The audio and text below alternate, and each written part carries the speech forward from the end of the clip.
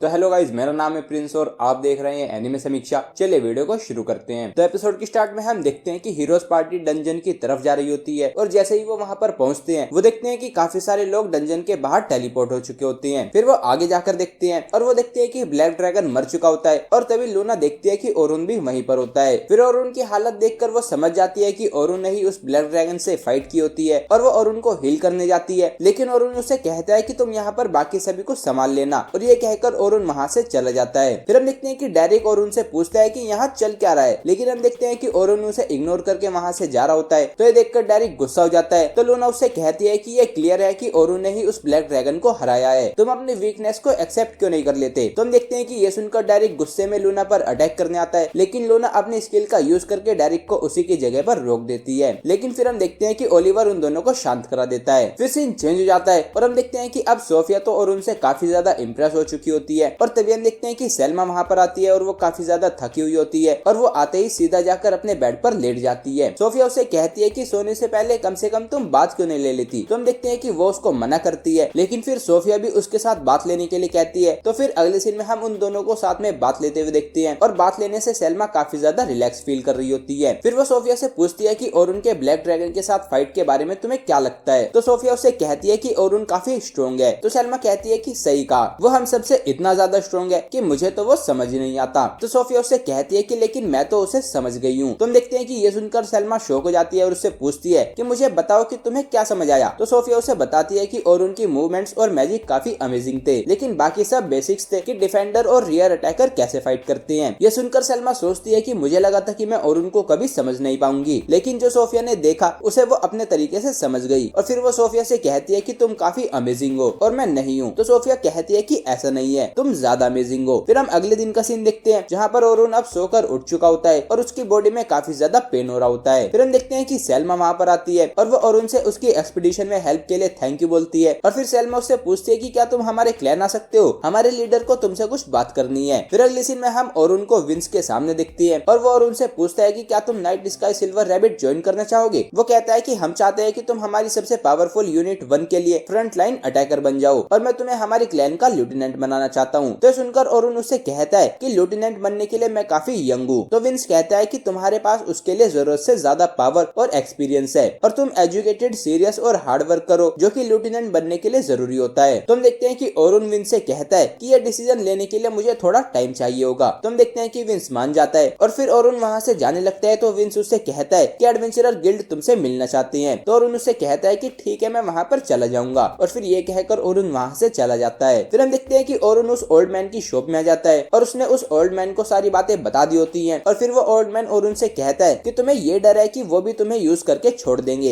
है ना। वो ओल्ड मैन ओरुन से कहता है कि एक दूसरे को सपोर्ट करके और एक दूसरे की वीकनेस को दूर करके ही लोग ग्रो करते हैं। और फिर वो ओल्ड मैन ओरुन से इसके बारे में और ज्यादा सोचने के लिए कहते हैं। फिर हम ओरुन को एडवेंचरर गिल्ड में सभी हायर अप्स के सामने देखते हैं और हम देखते हैं कि वहाँ पर हीरोज पार्टी भी होती है। फिर गिल्ड मास्टर ओरुन से पूछते हैं कि ब्लैक ड्रैगन फ्लोर 50 पर आ गया था और तुमने अकेले ही उसको हराया है ना। तो ओरुन उसको हाँ बोलता है, लेकिन फिर हम देखते हैं कि डेरिक और एनेली इस बात को मानने से मना कर देते हैं। ओरुन उनसे कहता है कि तुम इसका पार्ट नहीं हो तो तुम चुप हो जाओ। फिर ओरुन ओलिवर से पूछता है कि तुम अपने न्यू एन्चेंटर के साथ फ्लोर 92 पर क्यों गए थे। मैंने तुमसे कई बार कहा था कि तुम्हारे स्ट्रॉन्ग होने से पहले वहां जाना काफी डेंजरस हो सकता है। ओलिवर उससे कहता है कि इसीलिए तो हमने न्यू एन्चेंटर को रिक्रूट किया था, मुझे लगा कि तुमसे ज्यादा स्ट्रॉन्ग सपोर्टर के साथ हम डीपर फ्लोर पर जा सकते हैं। ओरुन उससे कहता है कि मुझे ये देखकर गुस्सा आता है कि तुम एन्चेंटर को कितना छोटा समझते हो। ओलिवर ओरुन से कहता है कि मुझे उनकी वैल्यू पता है, इसीलिए तो मैंने न्यू एन्चेंटर को रिक्रूट किया था। तो ओरुन उससे कहता है कि तो फिर तुमने डीपर फ्लोर से क्यों स्टार्ट किया, क्या तुम्हें पता भी है कि डंजन एक्सप्लोरेशन में एन्चेंटर को कितना कंसंट्रेट करना पड़ता है। तो ओलिवर कहता है कि एन्चेंटर को तो बस सेफ जगह पर रहकर एक के बाद एक बफ अप्लाई करने होते हैं, ये काफी सिंपल है। हम देखते हैं कि ये सुनकर ओरुन गुस्सा हो जाता है और उसे कहता है कि ओलिवर 61 सेकंड, एनेली 134 सेकंड और डेरिक 186 सेकंड, तुम सभी पर बफ इतनी ही देर तक रहता है और एक एन्चेंटर को नए बफ्स देने के लिए इनका ट्रैक रखना पड़ता है और साथ साथ बाकी की पार्टी को कमांड भी देना होता है। तो मुझे बताओ कि ये इजी कैसे है। तभी हम देखते हैं कि सीन चेंज हो जाता है और हम ग्रुप 10 को देखते हैं और वो मिलकर ओरुन से सिल्वर रैबिट को ज्वाइन करने की बात करते हैं। लेकिन फिर हम देखते हैं कि उन्हें नहीं पता होता कि ओरुन कहाँ पर है। तो वो सेल्मा से ये पूछने के लिए जाने लगते हैं और फिर हम सेल्मा को देखते हैं और वो भी यही सोच रही होती है कि ओरुन सिल्वर रैबिट को ज्वाइन करेगा या नहीं। वो कहती है कि वैसे भी उसे मेरी जरूरत नहीं है, वो मुझसे काफी ज्यादा स्ट्रॉन्ग है। फिर हम देखते हैं कि एलन, सोफिया और कैरोलाइन उसके पास आ जाती है और वो उससे पूछते हैं कि ओरुन कहाँ पर रहता है, हम उसे सिल्वर रैबिट में ज्वाइन करने के लिए कहेंगे। सेल्मा उनसे कहती है कि लेकिन उसे हमारी जरूरत नहीं है और तो और हम उसको स्लो डाउन कर देंगे। तो वो तीनों उससे कहते हैं कि हम ये जानते हैं लेकिन फिर भी हम चाहते हैं कि वो हमें ज्वाइन करे। फिर एलन कहता है कि भले ही हम उसे स्लो डाउन कर दे लेकिन हम स्ट्रॉन्ग बनेंगे और उससे खुद को कॉमरेड्स के रूप में रिकॉग्नाइज कराएंगे। हम देखते हैं कि ये सब सुनकर सेल्मा मन में सोचती है कि सही कहा, मैं भी उससे सीखकर स्ट्रॉन्ग बन सकती हूँ। और फिर वो उन्हें बताती है कि ओरुन एडवेंचरर गिल्ड गया है। तो हम देखते हैं कि इतना सुनते ही वो तीनों एडवेंचरर गिल्ड की तरफ जाने लगते हैं और फिर हम देखते हैं कि ओरुन एडवेंचरर गिल्ड से वापस जा रहा होता है और तभी वो ग्रुप 10 को वहाँ पर आते हुए देखता है। तो उनको देखकर ओरुन वहाँ से दूसरी तरफ भागने लगता है लेकिन हम देखते हैं कि कैरोलाइन उसको देख लेती है। तो वो तीनों ओरुन के पीछे जाने लगते हैं और फिर हम देखते हैं कि ओरुन उनसे बचकर भागने लगता है लेकिन वो तीनों ओरुन का पीछा ही नहीं छोड़ रहे होते। तो ओरुन मैजिक कन्वर्जेंस को मटेरियलाइज करके उनसे जंप करके एक बिल्डिंग के ऊपर चढ़ जाता है और इससे वो उन तीनों से बच जाता है। फिर हम ओरुन को फिर से उस ओल्ड मैन की शॉप में देखते हैं और वहाँ पर भी वो उन तीनों से बचने के लिए आया होता है। फिर वो ओल्ड मैन ओरुन से पूछता है कि तुम उन्हें अवॉइड क्यों कर रहे हो। तो ओरुन कहता है कि मैंने डिसाइड किया है कि मैं दूसरी पार्टी ज्वाइन नहीं करूंगा लेकिन इससे वो तीनों सैड हो जाएंगे। फिर हम देखते हैं कि ग्रुप 10 आपस में बात कर रहे होते हैं कि अगर ओरुन ने सिल्वर रैबिट को ज्वाइन नहीं किया तो वो भी सिल्वर रैबिट को छोड़ देंगे और ओरुन के स्टूडेंट बन जाएंगे। ये सुनकर वो ओल्ड मैन ओरुन से कहते हैं कि लगता है कि वो तीनों तुम्हें काफी पसंद करते हैं। फिर हम ओरुन को एक दूसरी जगह पर देखते हैं और उस ओल्ड मैन ने ओरुन से कहा होता है कि मैं जानता हूँ कि तुम ऐसी जगह ढूंढ रहे हो जहाँ पर तुम बिलोंग कर सको लेकिन उसके लिए तुम्हें अकेला होने की जरूरत नहीं है। फिर हम देखते हैं कि सोफिया भी वहाँ जाती है और वो ओरुन को उनको बचाने के लिए थैंक यू बोलती है और फिर ओरुन उससे पूछता है कि तुम इतनी रात को यहाँ पर क्या कर रही हो। तो सोफिया उससे कहती है कि ये हमारी क्लैन के हेडक्वार्टर के काफी पास है और ये मेरी फेवरेट जगह है, मून यहाँ से काफी ब्यूटीफुल दिखता है। फिर वो ओरुन से कहती है कि अंधेरा होने पर भी मून शाइन करता रहता है तो मुझे लगता है कि जब मैं मून को देखती हूँ तो वो मुझे स्ट्रेंथ देता है। फिर वो ओरुन से पूछती है कि क्या तुम्हें पता है कि नाइट स्काई सिल्वर रैबिट का नाम कहाँ से आया। तो हम देखते हैं कि ओरुन ना बोलता है तो सोफिया उसको बताती है कि मून को गाइड ऑफ द नाइट भी बोला जाता है और night sky silver rabbit adventurers के लिए गाइड बनना चाहती थी तो इसी वजह से हमारी क्लैन का नाम नाइट स्काई सिल्वर रैबिट पड़ा। हम देखते हैं कि ये सुनकर ओरुन मन में सोचता है कि मैंने किसी से इस बारे में बात की थी। फिर ओरुन सोफिया से पूछता है कि सिल्वर रैबिट तुम्हारे लिए कैसी जगह है। तो सोफिया कहती है कि उन्होंने मुझे काफी कुछ सिखाया है और उन्होंने मुझे काफी सारे स्माइल्स दी हैं और मैं ये गर्व से कह सकती हूँ कि वो मेरा घर है, वो एक ऐसी जगह है जहाँ पर मैं बिलोंग करती हूँ। तो हम देखते हैं कि ये सुनकर ओरुन शॉक हो जाता है और फिर अगले सीन में हम ओरुन को विंस के सामने देखते हैं और फिर हम देखते हैं कि ओरुन नाइट स्काई सिल्वर रैबिट को ज्वाइन कर लेता है। फिर सेल्मा भी वहाँ जाती है और वो ओरुन को कांग्रेचुलेट करके उसे उसकी गिल्ड की यूनिफॉर्म दे देती है। फिर हम देखते हैं कि ग्रुप 10 को भी ये बात पता चल गई होती है और वो भी भागकर उनके हेडक्वार्टर की तरफ जा रही होती हैं और तभी उनके हेडक्वार्टर का गेट खुल जाता है और हम देखते हैं कि ओरुन बाहर आता है और उसने सिल्वर रैबिट की यूनिफॉर्म पहनी होती है और ये देखकर एलन, कैरोलाइन और सोफिया तीनों खुश जाती हैं। फिर ओरुन उनसे कहता है कि अब मैं नाइट स्काई सिल्वर रैबिट का मेंबर बन गया हूँ और फिर हम देखते हैं कि एपिसोड यहीं पर एंड हो जाता है। तो गाइस ये था episode 7 of the jack of all trade party of none. अगर आपको ये वीडियो पसंद आई तो वीडियो को लाइक कीजिए, चैनल को सब्सक्राइब कीजिए, प्रेस कीजिए बेल आइकन को। मैं मिलता हूँ आपसे नेक्स्ट वीडियो में। Thank you.